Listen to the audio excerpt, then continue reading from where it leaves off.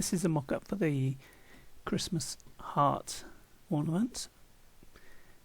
When you extract the files, when you download the files, you'll get a zip, and what you need to do is extract them, all 4 files. There should be a PSD and 3 MOV files. Just extract them somewhere on your hard drive in the same place. Don't be tempted to try and double click the PSD from the zip, because then it won't have access to the movie files which it needs.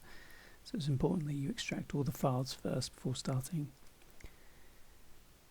When you open the PSD, this is what you should see. If you don't see this area at the bottom, this timeline, just make sure you've got it toggled on here, timeline with a tick next to it.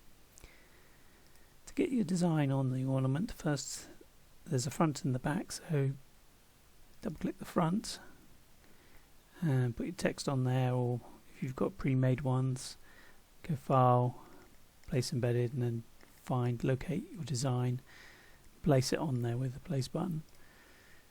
And then once you're happy with its positioning, if you're uncertain about how to place it, there's a guide here that you can turn on. That sort of gives you your safe zones, but try to keep it away from the very edges if possible. So that's there if you need it. When you're happy, close this and make sure you say yes, and then do exactly the same on the back. Then when you're ready to render, just see this burger menu here, just click that, and there's render video. If you click that, you should be able to go with all these defaults. Really all you need to do is give it a name and select a folder where you want to save the movie file.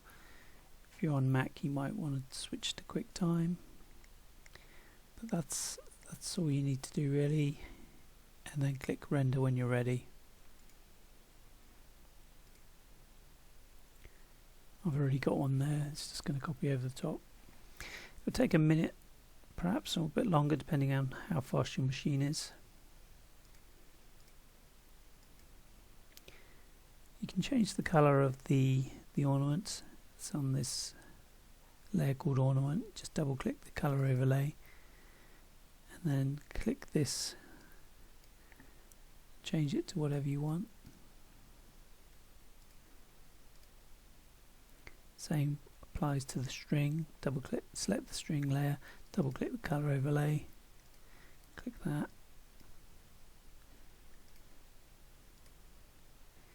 You can change the strength of the reflections there by just changing the opacity there. If you want to change the background, it's in this smart object here.